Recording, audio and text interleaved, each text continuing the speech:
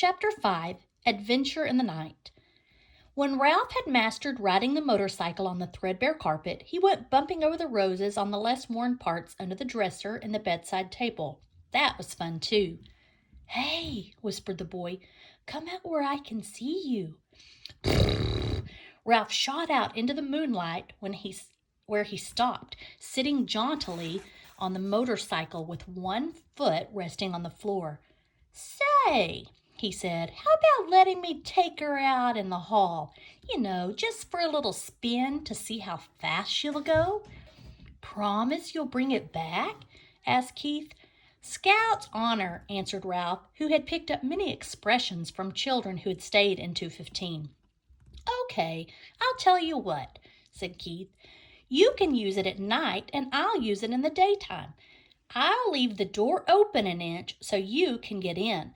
That way you can ride it up and down the hall at night." "Can I really?" This was more than Ralph had hoped for. "Where do you want me to park it when I come in?"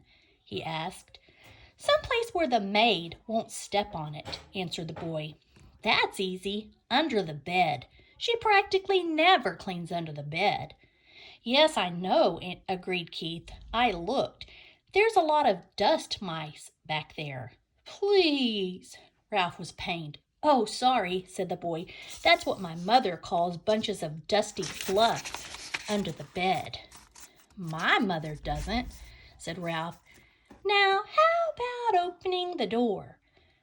The boy put his hand on the doorknob. "You won't let anything happen to my motorcycle, will you?" he asked. "You know I wouldn't let anything happen to a beauty like this," said Ralph.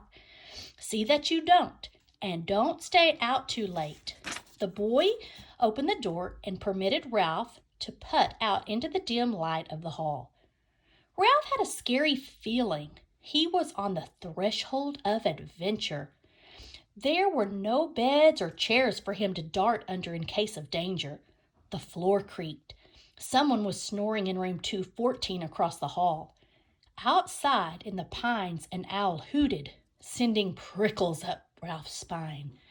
Ralph controlled the trembling of his paws while he hesitated outside the door to consider the possibilities of the hall, which were carpeted down the center, leaving two smooth highways of bare floor on either side along the baseboards. It did not take Ralph long to decide what to do.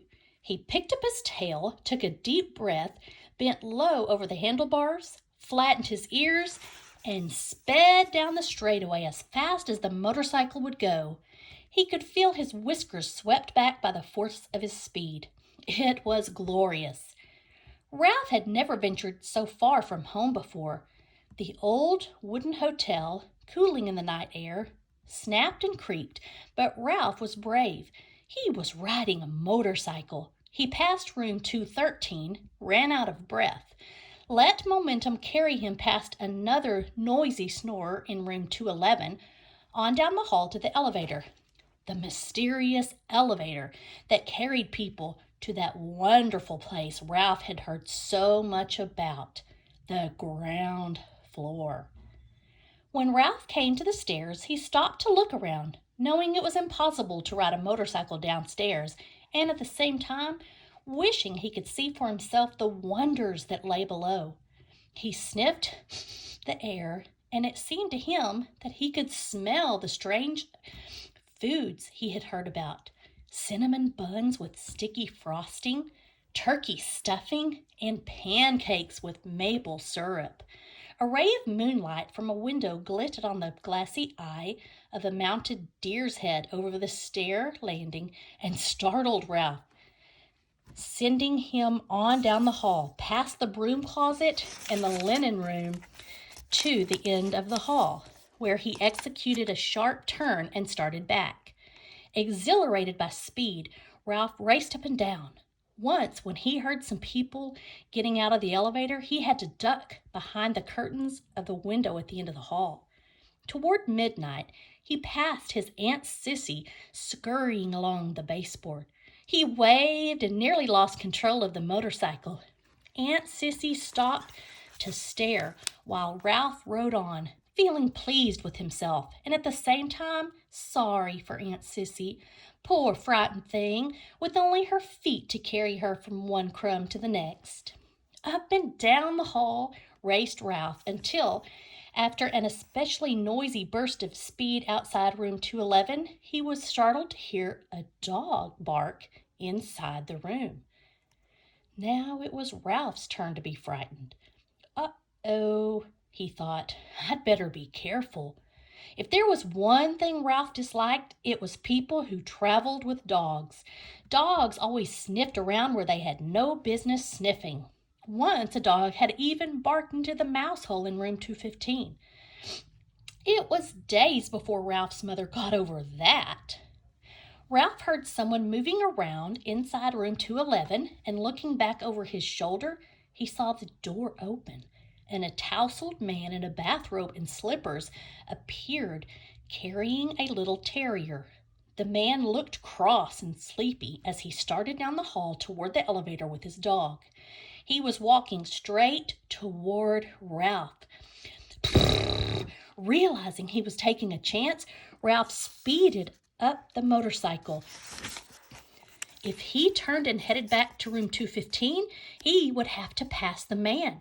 It was better to continue toward the elevator and hope he could find a place to hide. He raced on down the hall. The wild barks of the little terrier told Ralph that he had been seen by the dog, if not by the man. "Shut up," muttered the man to his dog. "I'm going to walk you. You don't have to wake up the whole hotel." Ralph reached the elevator, where he drove around behind the ashtray on a stand beside the door. He stopped and waited, tense and frightened. Outside, an owl hooted, was silent, and hooted again. A sudden breeze rattled windows and banged a door. Ralph's teeth began to chatter. The dog whimpered, but the man walked straight past Ralph, pushed a button, and in a moment stepped into the elevator. "Whew!" thought Ralph when the elevator door had closed on the sleepy man and his noisy dog. Maybe he had better lie low for a while.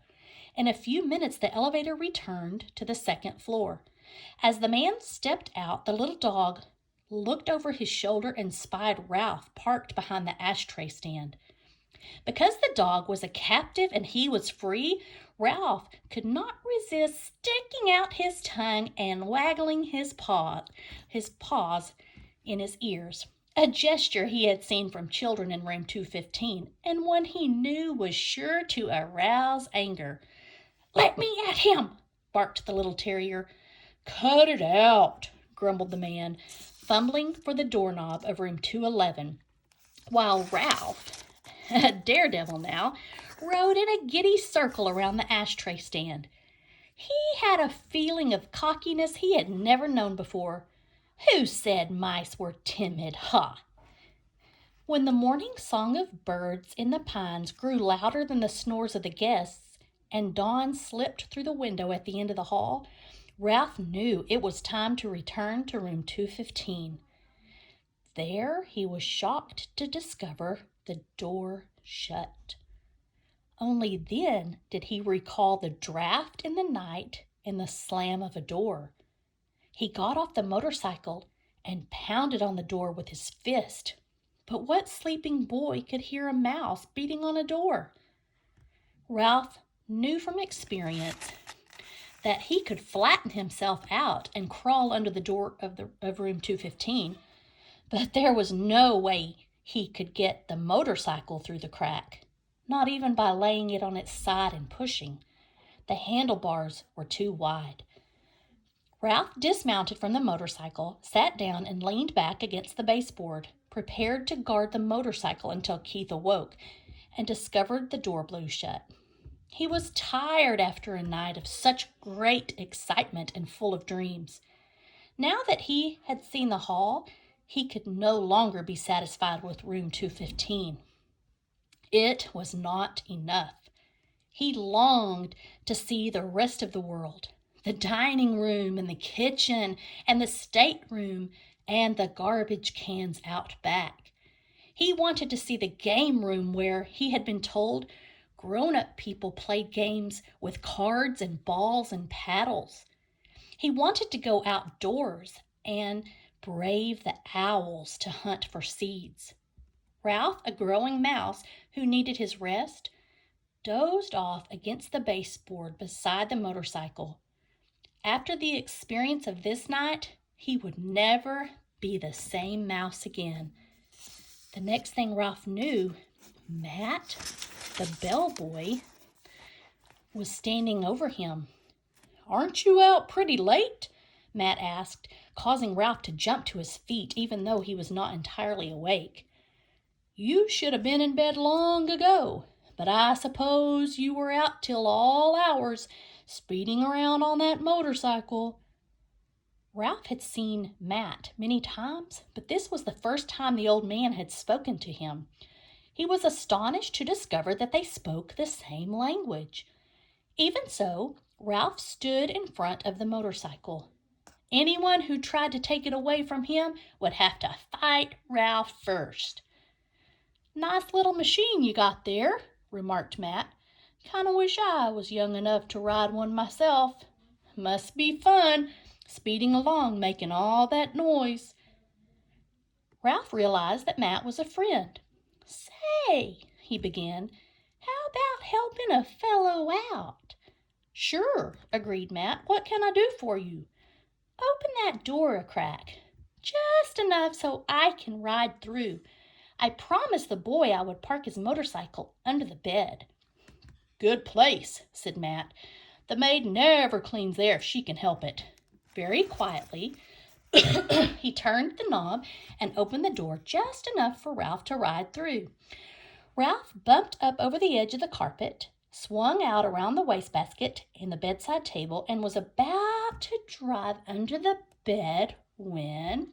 "Eek!" screamed the boy's mother, who was standing in the doorway between 215 and 216 in her bathrobe with her hair up on rollers. "A mouse!" Ralph put on a burst of speed and shot under the bed. "Where?" asked the boy's father, coming in from room 216. "Under the bed."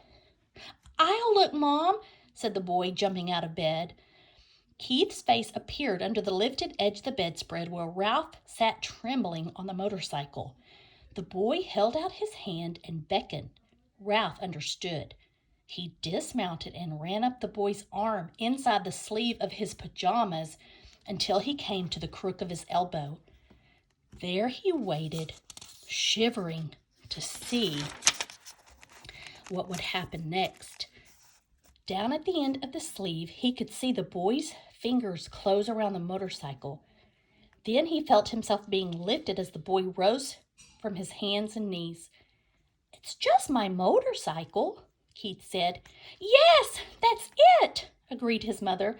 "The door opened and the mouse rode in." The boy's father began to laugh. "You are still dreaming." "But I'm positive," insisted the boy's mother. "That you saw a mouse on a little red motorcycle," finished the boy's father and laughed even harder. "You make it sound so ridiculous," objected the mother. "Well," the father snorted with laughter. "Well, perhaps I was dreaming," admitted the mother reluctantly. "But I know I saw a mouse. I'm positive, and I'm going to report it to the management. I heard the moment we moved into this spooky old place that it had mice." "Now I've done it," thought Ralph inside the pajama sleeve.